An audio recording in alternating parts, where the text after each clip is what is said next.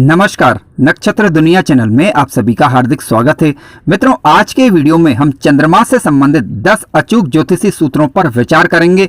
उदाहरणों के माध्यम से चीजों को समझेंगे। सच मानिए, आज का वीडियो आपके ज्ञान में चंद्रमा से संबंधित एक अभूतपूर्व वृद्धि करेगा, ऐसा विश्वास है। यदि आप चैनल पर नए हैं तो चैनल को सब्सक्राइब अवश्य करें। वीडियो ज्ञानवर्धक लगे तो लाइक जरूर करें। आइए शुरू करते हैं। मित्रों, चंद्रमा से संबंधित ज्योतिषी सूत्रों पर विचार करने से पहले हमें चंद्रमा को समझना होगा, ताकि चंद्रमा से संबंधित फलों को समझने में आसानी हो जाए। देखिए, आपकी किसी भी लग्न की कुंडली क्यों ना हो, चंद्रमा मन के विचारों के प्रमुख कारक ग्रह हैं। मानसिक विचारों में जो उतार चढ़ाव बना रहता है, इसे हम चंद्रमा की स्थिति को देखकर तय करते हैं। देखिए, चंद्रमा यदि कुंडली में शुभ प्रभाव में हो, शुभ ग्रहों से दृष्ट हो अथवा युत हो, और शुभ भावों में चंद्रमा यदि बैठे हुए हैं, तो जातक के मानसिक विचार स्थिर बने रहते हैं। विचार सात्विक किस्म के हो सकते हैं। हालांकि ये निर्भर करेगा कि किस प्रकार के ग्रहों का प्रभाव चंद्रमा पर है। लेकिन चंद्रमा पर यदि अशुभ ग्रहों का प्रभाव पड़ जाए, जैसे शनि राहु अथवा केतु का प्रभाव पड़ जाए, अथवा शनि राहु केतु से चंद्रमा दृष्ट हो जाए, तो जातक के विचार अस्थिर बने रह सकते हैं। यानी मानसिक दिक्कतें जातक को महसूस हो सकती हैं। जरा जरा सी बात में परेशान हो जाना, इस प्रकार की परेशानियों से जातक को दो चार होना पड़ सकता है।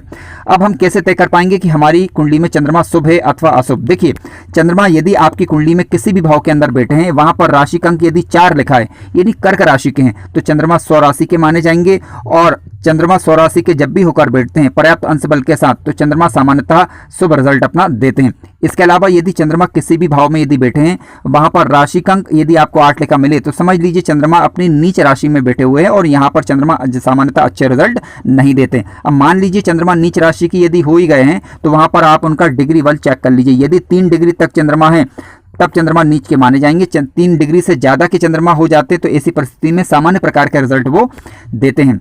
चंद्रमा किसी भी भाव में यदि बैठे हैं, वहां पर राशि का अंक यदि आपको 2 लिखा मिले, यानी वृषभ राशि लिखी मिले, तो समझ लीजिए कि चंद्रमा उच्च राशि के होकर बैठे हुए हैं। चंद्रमा यहां पर अच्छा रिजल्ट देंगे। हालांकि इसके लिए हमें चंद्रमा की प्लेसमेंट भी देखनी होती है कि चंद्रमा 6वें 8वें अथवा 12वें भाव में तो ना बैठे हुए हों।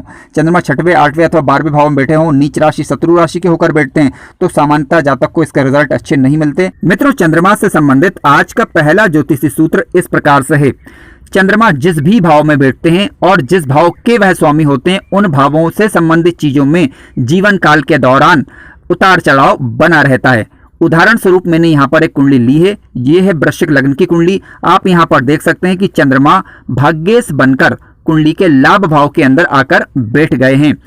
लाभ भाव से हम विचार किस बात का करते हैं? जीवन में प्राप्त होने वाली आय का, इनकम का, ठीक है, यानी लाभ का। किसी भी माध्यम से हमें इनकम हो, कुंडली के लाभ भाव से वह देखी जाती है। तो अतः कहा जा सकता है कि जातक के जीवन काल में नियमित आय ना रहकर अनियमित आय रहेगी। आय में उतार चढ़ाव की स्थिति बनी रहेगी। इसके अलावा चंद्रमा क्योंकि यहाँ पर भाग्य भाव के भी स्वामी बन रहे हैं, अतः जातक का भाग्य भी समय समय पर साथ देगा, समय समय पर कभी साथ नहीं देगा। यानी आय में और भाग्य में उतार चढ़ाव की स्थिति बनी रहेगी। मित्रों, चंद्रमा से संबंधित आज का दूसरा ज्योतिषी सूत्र इस प्रकार से है।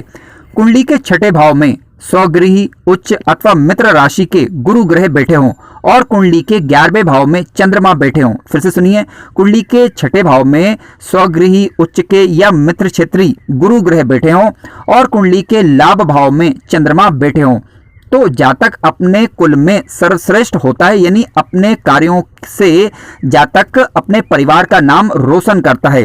हालांकि यहाँ पर ध्यान देने वाली बात यह है कि चंद्रमा यहाँ पर स्वगृही, मित्र क्षेत्रीय होने चाहिए और अशुभ चंद्रमा ना हो, यानी किसी अशुभ ग्रह का प्रभाव चंद्रमा पर ना हो। किसी शुभ ग्रह का प्रभाव चंद्रमा पर अवश्य हो सकता है, लेकिन किसी अशुभ ग्रह का प्रभाव यहाँ पर नहीं होना चाहिए। मित्रों, आइए आज के तीसरे ज्योतिषी सूत्र पर विचार करते हैं। देखिए, तीसरा सूत्र इस प्रकार से है। लग्न भाव में शुभ और बलवान चंद्रमा हो और कुंडली के 5वें भाव में गुरु ग्रह, कुंडली के 9वें भाव में सूर्य ग्रह बैठे हों, कुंडली के 10वें भाव में उच्च के मंगल बैठे हों, तो इसे राजयोग कहा जाएगा। ऐसा जातक अपने जीवन काल में भूमि, भवन, वाहन सभी सुखों को भोगेगा। जातक के विचारों को स्थिरता गुरु ग्रह यहाँ पर प्रदान करते हैं, क्योंकि गुरु ग्रह अपनी नवी दृष्टि से लग्न भाव को देखेंगे, तो जातक के विचार को स्थिर करेंगे, जातक के मन को स्थिर करेंगे। यदि मंगल ग्रह की बात करें तो 10वें भाव में मंगल दिग्बली माने जाते हैं। यहाँ से इनकी चतुर्दृष्टि कुंडली के लग्न भाव पर जाएगी, तो जातक को ये मजबूती प्रदान करेंगे। गुरु ग्रह कुंडली के 9वें भाव में पंचम दृष्टि से जातक के भाग्य को प्रबल करेंगे और सूर्य ग्रह खुद भी जातक के भाग्य को मजबूती देने का कार्य यहाँ पर करेंगे। क्यों? मान लीजिए कि ये मेष लग्न की कुंडली है, गुरु ग्रह कुंडली के पंचम भाव में बैठे हुए हैं जो कि सूर्य की राशि है। और इसके अलावा सूर्य की बात करें तो कुंडली के नवम भाव में बैठे हुए हैं जहां पर गुरु ग्रह की राशि, यानी दोनों ने आपस में राशि परिवर्तन किया हुआ है। तो सभी दृष्टि से ये योग अति उत्तम कहा गया है। देख लीजिए, यदि आपकी कुंडली में इस प्रकार के योग बन रहे हैं तो आप वास्तव में भाग्यशाली हैं। मित्रों, आइए आज के चौथे ज्योतिषी सूत्र पर विचार करते हैं। देखिए, लग्न भाव में यदि चंद्रमा और शुक्र ग्रह बैठे हों और इस पर कहीं से भी शनि ग्रह की दृष्टि पड़ जाए तो ऐसी स्थिति में यह बदनामी के योग बनाता है। फिर से सुनिए, यदि केंद्र में यानी लग्न भाव के अंदर चंद्रमा और शुक्र बैठ जाएं और इस पर कहीं से भी शनि ग्रह की दृष्टि पड़ जाए तो यह बदनामी के योग बनाता है। अतः जातक को चाहिए कि असामाजिक कार्यों से और अनैतिक कार्यों से बचें। उदाहरण स्वरूप मैंने यहाँ पर एक कुंडली ली है, केंद्र में मैंने चंद्रमा और शुक्र ग्रह को लिख दिया है और सप्तम भाव में शनि ग्रह बैठे हुए हैं। यहाँ से शनि की सप्तम दृष्टि कुंडली के लग्न भाव पर जाएगी। देखिए, अब यहाँ पर कुछ बातें विचारणी हैं, जैसे कि आपको ये देखना होगा कि चंद्रमा और शुक्र बैठे हुए हैं तो कितने बलवान होकर बैठे हुए हैं। क्या इस युति पर किसी शुभ ग्रह का प्रभाव जैसे गुरु ग्रह का क्या प्रभाव पड़ रहा है अथवा नहीं, ये भी हमें देखना होगा। इसके अलावा शनि ग्रह की जो दृष्टि जा रही है तो शनि ग्रह के पास बल कितना है, यानी शनि यदि मृत अथवा बाल्यावस्था के हुए तो फिर इस स्थिति में ये शनि ग्रह ज्यादा बुरा प्रभाव नहीं दिखा सकते। तो सारी बातों का विश्लेषण करने के पश्चात ही हम सटीकता के साथ किसी बिंदु पर विचार कर सकते हैं। मित्रों, चंद्रमा से संबंधित पांचवा ज्योतिषी सूत्र इस प्रकार से है। चंद्रमा यदि शनि ग्रह से दृष्ट हो जाए अथवा युत हो जाए तो इसे विषयोग कहा जाता है। इसमें मानसिक तनाव एवं पीड़ा बनी रहती है जातक को, यानी किसी न किसी प्रकार से जातक मानसिक रूप से परेशान रह सकता है। मानसिक तनाव की स्थिति जातक को बनी रह सकती है। किसी भी भाव में ये युति ठीक नहीं मानी जाती, चाहे छठे भाव में बने, आठवें भाव में बने या 12वें भाव में बने, केंद्र में बने अथवा त्रिकोण में बने, यानी किसी भी दृष्टि से इसे ठीक नहीं कहा जा सकता। मित्रों, चंद्रमा से संबंधित आज का छठा ज्योतिषी सूत्र इस प्रकार से है। सूर्य की राशि में चंद्रमा हो, फिर से सुनिए, सूर्य की राशि में चंद्रमा हो और चंद्रमा की राशि में सूर्य हो तो जातक का स्वभाव हठीला होता है, जातक जिद करने वाला होता है। यदि साथ में लग्न में यदि पापक ग्रह भी बैठ जाएं या फिर पापक ग्रहों से दृष्ट अथवा युत चंद्रमा अथवा सूर्य हो जाएं तो जातक विशेष हठी होता है। हालांकि इस सूत्र को थोड़ा सा चेक किए जाने की आवश्यकता है। आप देखिए, यदि आपकी कुंडली में इस प्रकार के योग बन रहे हैं तो आप कमेंट्स के माध्यम से उनके रिजल्ट किस प्रकार के आपको मिल रहे हैं आप बता सकते हैं। यहाँ पर मैंने जो कुंडली ली है वह सिंह लग्न की कुंडली है। आप यहाँ पर देख सकते हैं कि चंद्रमा कुंडली के लग्न भाव में बैठे हुए हैं, यानी सूर्य की राशि में बैठे हुए हैं। सूर्य की बात करें तो सूर्य कुंडली के 12वें भाव में, जहां पर 4 नंबर का राशि अंक लिखा हुआ है, यानी कर्क राशि जो कि चंद्रमा की राशि, यहां पर बैठे हुए हैं, यानी आपस में इन्होंने राशि परिवर्तन किया हुआ है। चंद्रमा से संबंधित आज का 7वां ज्योतिषी सूत्र इस प्रकार से है। यदि चंद्रमा केंद्र में हो, केंद्र में कौन से, चौथे, 7वें और 10वें, ठीक है, और शुक्र लग्नस्थ हो तो ऐसा जातक प्रेमी स्वभाव का, सभी भौतिक सुखों को भोगने वाला एवं सुगंधित द्रव्यों का शौकीन होता है। उदाहरण स्वरूप जो कुंडली ली गई है, केंद्र के लग्न भाव में मैंने शुक्र ग्रह को लिखा है और चंद्रमा को कुंडली के चतुर्थ भाव में लिख दिया है। क्यों? क्योंकि कुंडली के चतुर्थ भाव में चंद्रमा कारक ग्रह होते हैं। काल पुरुष की कुंडली के अंदर यदि आप देखें तो 4 नंबर का राशि अंक आएगा, यानी कर्क राशि होगी, ठीक है। तो चंद्रमा यहाँ पर स्वग्रही माने जाएंगे मेष लग्न की कुंडली के अंदर या काल पुरुष की कुंडली के अंदर, तो यहाँ पर वह अच्छा रिजल्ट देंगे। इसके अलावा शुक्र की बात करें तो शुक्र कुंडली के लग्न भाव में बैठकर जातक को भौतिक सुख सुविधाओं से संपन्न बनाते हैं। जातक का स्वभाव आकर्षित किस्म का होगा और जातक भौतिक सुख सुविधाओं को भोगने वाला होता है, बशर्ते कि दोनों ग्रह कम से कम नीच अवस्था के नहीं होने चाहिए। मित्रों, आज का 8वां ज्योतिषी सूत्र इस प्रकार से है।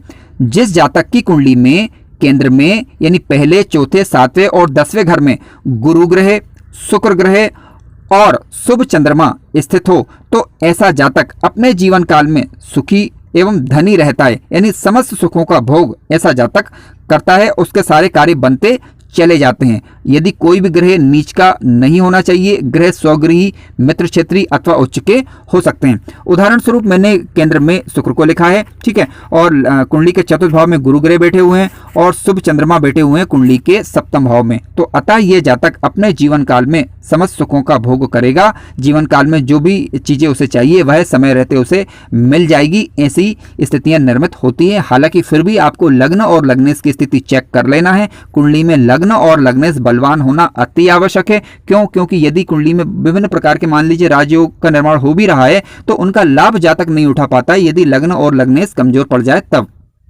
मित्रों, चंद्रमा से संबंधित आज का 9वां ज्योतिषी सूत्र इस प्रकार से है। चंद्रमा यदि शुभ और बलवान हो और पीड़ित ना हो और शुभ ग्रहों से दृष्ट और युत हो तो ऐसा जातक विचारशील होगा, स्थिर मन वाला होगा। उदाहरण स्वरूप मैंने गुरु और चंद्र को कुंडली के चतुर्थ भाव में लिख दिया है। देखिए, गुरु और चंद्र जब एक साथ बैठते हैं तो ये गज केसरी नामक एक शुभ योग का निर्माण करते हैं। ऐसी परिस्थिति में जातक अपने जीवन काल में भौतिक सुख सुविधाओं को भोगता है। धन धान्य की कमी जातक के जीवन काल में नहीं रहती है। जातक के विचार स्थिर बने रहते हैं। ध्यान रखें, इस युति का श्रेष्ठ लाभ केंद्र के घरों में अथवा त्रिकोण के घर में देखा जा सकता है गुरु अथवा चंद्रमा की दशा या अंतरदशा के दौरान। ये युति विशेष रूप से यदि मेष लग्न की कुंडली, वृश्चिक लग्न, धनु, मीन, कर्क और सिंह लग्न की कुंडली में ये युति बन रही है तो ज्यादा अच्छा रिजल्ट देती है। ध्यान रखें, कोई भी ग्रह नीच अवस्था का ना हो और ग्रहों के पास अंशात्मक रूप से बल होना चाहिए ताकि ग्रह अपनी दशा या अंतरदशा के दौरान आपको उचित लाभ दे पाए। तो चंद्रमा से संबंधित आज का 10वां ज्योतिषी सूत्र इस प्रकार से है। चंद्रमा जिस भाव में और जिस ग्रह के प्रभाव में होता है उस ग्रह की कुंडली में स्थिति के अनुसार फल देता है। फिर से सुनिए, चंद्रमा जिस भाव में और जिस ग्रह के प्रभाव में होता है उस ग्रह की कुंडली में स्थिति के अनुसार फल देता है।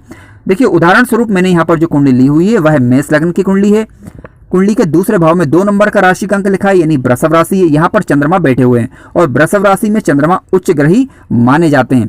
अब यहाँ पर हमें शुक्र की स्थिति भी देखना होगा। देखिए, शुक्र ग्रह कुंडली के सप्तम भाव में स्वगृही होकर बैठे हुए हैं, यानी चंद्रमा अपनी दशा या अंतरदशा के दौरान जातक को अच्छा रिजल्ट देंगे। जब कभी चंद्रमा की दशा या अंतरदशा आएगी तो जातक को धन आगमन अच्छा होगा, यानी बैंक बैलेंस जातक का अच्छा बना रह सकता है, क्योंकि दूसरे भाव से हम धन संचय का विचार करते हैं। परिवार और कुटुंब के लोगों का साथ जातक को मिल सकता है, इस बात की भी प्रबल संभावना है।